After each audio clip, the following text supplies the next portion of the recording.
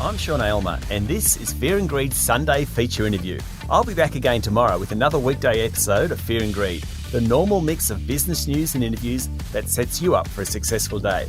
In the meantime, enjoy our Sunday feature interview.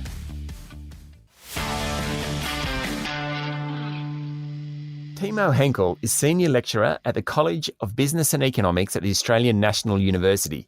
He's an expert in financial crises, international finance, central banking and climate change. Someone very suited to fear and greed, I'd say. Good morning, Timo. Good morning, Sean. Pleased to be here. Before we get into it, how are you and your students at the ANU coping with 2020? Mixed feelings. It's a mixed experience overall. It's interesting because everyone, I think, knows that it's a difficult time and it brings out the worst and it brings out the best of us in many ways. And I've experienced both. For example, I made a major bungle in in one of my courses last semester, and it was painful for the students. I uploaded a wrong document onto Wattle and it caused a fair bit of stir. But I went out and apologized straight away, and I said, "Look, this is my fault. I have no one else to blame." And students got back to me and were incredibly understanding and respectful about it. And I found that a really uplifting experience, to be honest. Yeah, and reassuring almost. Exactly, reassuring in many ways. And obviously, I've tried to convey the same kind of compassion to my students. My teaching style, anyway, I think is one of, I'd say, compassion and understanding. I try to connect with my students as much as possible. But it also has downsides, of course. The financial pain that the higher education sector is experiencing is really also felt in the trenches. There's a lot of job insecurity amongst my colleagues and myself. And that, as I said, also brings out the worst in people. It becomes political and there's some backstabbing and Machiavellian games going on. And well, let's hope it all just improves next year for your sake and for all the academics out there. I hope it does. I certainly hope so as well. And I think for the students as well, it'll be a better experience once they can get back onto campus and have that full university campus experience, which they're clearly missing out on primarily now. You've written a lot about this sort of idea of coping with uncertainty and making decisions in environments that are complex, in not having complete information, and effectively you're using probability to make decisions. We're in a situation in 2020 where that's never been more to the fore. As our audience, the Fear and Greed audience goes about their daily life of business investment decisions, is there any tip or suggestions that they should be thinking about when there are so many unknowns out there? Wow. If I had a good answer to that question, I think I'd be a rich man. True. My work dealing with incomplete information and probabilities and complex environments is, of course, mostly geared towards economics and applies to certain contexts, say in monetary policy making. Whether that translates into everyday life, that may well be different. One of the things that I'm trying to do in my work is for policymakers to appreciate uncertainty and to learn how to live with it, and also learn how to communicate it to the wider public.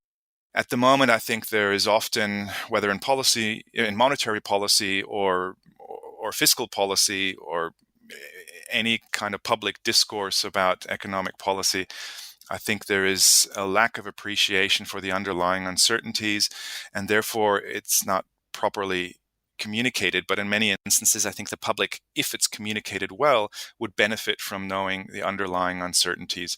It would benefit from knowing where the upside risks are, the downside risks are, perhaps have an overview of the likely scenarios and what the consequences of those scenarios are, along with the possible adverse side effects or unintended consequences, as are often the case in policy. Now, by their very nature, we often cannot anticipate, at least fully, those unintended consequences. They are, in Rumsfeld's vocabulary, the unknown unknowns. But even acknowledging ex ante that there are unknown unknowns is something that we can communicate, and therefore avoid feigning a sense of certitude which we simply do not have, or a sense of control which we do not have, right? And so that's I think a large part of what I'm trying to do, and which we're trying to do with the RBA Shadow Board here at the ANU, is where the policy recommendations for monetary policy are cast in terms of probabilities. Because to pretend as though we are absolutely certain we know that this interest rate setting is the appropriate one without communicating any of the underlying risks, upside or downside, seems to be inappropriate. I suppose it's incumbent on all of us to gather as much information as we can and then make the best decision we can. Sure, I think that's true, bearing in mind, however, that collecting information and collating it and processing it is costly. Yep. Whether it actually incurs real monetary costs or cognitive costs, it's not cheap to do so. I think we have to accept that we as human beings are not automatically, how should I say this? We're not born to be great statisticians. And therefore, we have to learn how to live with that. What that also means is that perhaps we need to take a somewhat humbler approach towards our optimization goals in life. This constant, never-ending quest for optimizing our lives and re-optimizing our lives, constantly searching for that best answer and the best solution and the best decision, I think is highly problematic, because we will never really know what that best decision is. And if we're always in search of the best decision, we are basically always going to fall short of the best decision as well, because we're likely to never achieve it, if there even is such a thing as a best decision in our lives. So I think a lot of it is about the outlook, and realizing that continuous optimization is probably mentally unhealthy, that we should accept that there are many roads to contentment or happiness. Yes, when we open one door, we close another door, but there are many doors that can make us or lead us onto a path that brings contentment and happiness. So it's almost like giving ourselves a break, particularly during this year. Absolutely, but I think that's more generally the case. In economics, we model our households and firms as always being continuously optimizing. If we really operated that way on a continuous basis, I think we'd be pretty unhappy creatures, because basically continuously we'd searching. never get there. Sorry, because we're first of all, I don't think we can actually calculate what the optimum is, and secondly, we invest so many resources in the process of arriving at that optimum. We're never actually going to get there, and it's going to be quite frustrating. So I think the way to deal with uncertainty is well described by a quote by Rosa Parks, the American civil rights activist whom I admire a lot. And she said something along the lines that once one's mind is made up, then this diminishes fear. So knowing what must be done does away with the fear. And I think what that really is trying to get at is that at some stage you just need to make a decision, and you need to embrace that decision and accept that it may not be optimal, but having a plan and sticking to it, even if that plan may change halfway along the way, takes away a lot of the fear of the uncertainty already, and just settles the nerves. So let's move on to central banks, because you mentioned them. And before we get to the shadow board that you're on at the ANU, how do you think the Reserve Bank has performed, and central banks generally, over the past 6 or 8 months? I think they've overall done all right. They've done pretty much what they could. There seems to be this impression in the wider public that central banks are omnipotent and can pretty much solve any economic problem out there at the moment. And one of the things that the current crisis has highlighted, along with the previous global financial crisis, or the Great Recession, as it's called in the US, is that central bank or monetary policy is wide-ranging, but it can't do everything. And that means that increasingly in these big kind of recessions or economic straits, dire straits, fiscal policy needs to shoulder a greater burden of the adjustment. So I think the central banks have done mostly what they could. At the edges, I would say there has been room for some improvement. Some of it, again, has to do perhaps with the communication, but there is not that much more I think that central banks can do. Interest rates are as low as they are. You could quibble about whether they should go negative. I don't think that that's going to make a big difference, to be honest, because they're pretty much pushing on a string at the moment. They can try to go out the yield curve, so actively keep interest rates for long maturity assets low, which is what the RBA is doing, for example, by targeting the interest rate on 3-year government bonds. But again, it's not the silver bullet that's going to solve all the problems. It helps. And so I think it's appropriate that the central banks are doing this. But a lot more adjustment is required, and that leaves a lot more of the burden to the government's fiscal policy in general. Do you think that the banking system, so I'm not talking about the individual banks and how they treat customers, I'm talking about the banking system, has performed well or done the job it should do during the last 6 or 8 months? Overall, yes. Giving mortgagees, for example, and other borrowers a repayment holiday, I think was the appropriate thing to do.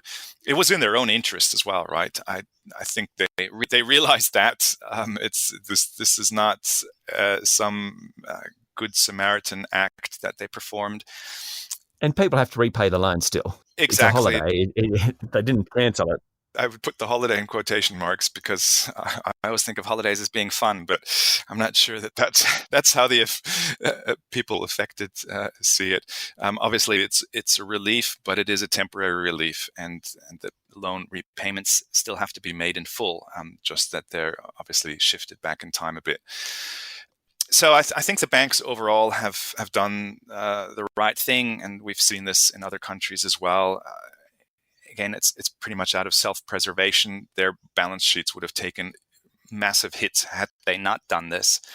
It's nice to see that it is possible, but obviously takes a big enough recession or a projected big enough recession for banks to act in such a way. I just want to move on to the shadow board. You mentioned it earlier on. Explain what the shadow board of the Reserve Bank is and who's involved in it and what the goal of it is. The shadow board is a mock or simulation shadow board of the real RBA, made up of 9 members as well. But obviously, they have nothing to do with the real RBA's board.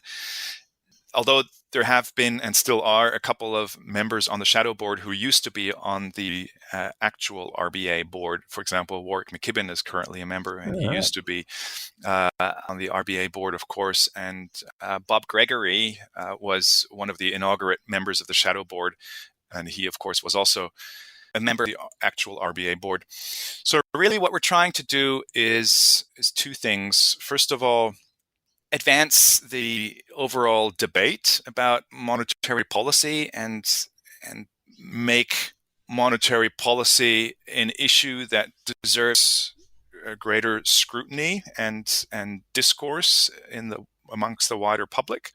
Therefore, what we're doing is giving our own policy recommendations a day before the real RBA gives its policy recommendation, and along with it, we provide some comments and a quick summary of how we currently see the situation. Do you tend to track, or does the Reserve Bank tend to track the shadow board or not?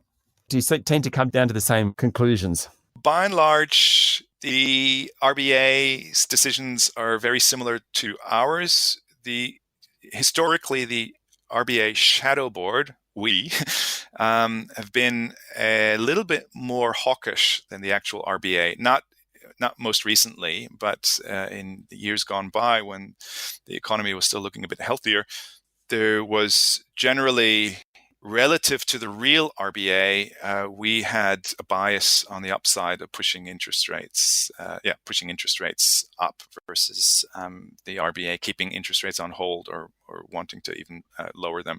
Not by much, but that certainly was the historical record so far. I want to ask you about the environment, because so much change in the enforced change in the environment over the last 6 to 8 months. Do you think some of the advances we've made, and that's slowdown in carbon emissions growth, do you think some of that is sustainable going forward post-pandemic? Not without some major investment. At the moment, the reduction in emissions is basically due to a reduction in economic activity, and that was expected. And that was forecast. So if the economy simply bounces back which we're all hoping, of course, happens as soon as possible, then the emissions are going to track that rebound in economic activity. If we want to, in the long term, reduce emissions, and I think that's, when we talk about environment, that's of course not the only goal, but it's an important goal, then that requires a major shift primarily in energy policy, but also in other domains. So it will require a considerable amount of investment. And therefore, the government's insistence on promoting gas, for example, at the moment, as a key energy source to tie us over, I think is inappropriate. It's a wasted opportunity, to be honest. But what's the option in terms of something that's cheap enough and storable enough rather than gas? So gas, the government, I think, has made clear that it's a transition phase. But what's the option in the transition phase? But there are plenty of studies now that show that renewable energies are sufficiently cheap and can be deployed in such a way that both base needs and peak needs are met. Not today, not tomorrow, but that's why what's required is an infrastructure program that sees us through the next 10 to 15 years. And it's not like all of the existing coal power stations are going to be shut off today and tomorrow either. But renewable energy and the projections as well about the cost structure, how that's going to unfold over the next 5 to 10 years, it's made leaps and bounds. There is, in my estimation, and the other environmental economists I talk to, there is no need to bank on gas as a transition energy source. It's just not required. We can meet our energy demands without it. Is that solar and wind primarily? Primarily solar and wind, that's right. There are a couple of other, in small pockets perhaps, we could consider thermal. That's not going to make a big difference. But yes, it's primarily solar and wind. Obviously, you have to think a little bit carefully about where that energy is generated and how we store it. There are a few options there, but I have no doubt that that's possible in a reasonable time frame, 20 years or so. Timo, thank you for talking to Fear and Greed. It's been my pleasure. Thank you very much. That's Dr. Timo Henckel, Senior Lecturer at the College of Business and Economics at the Australian National University.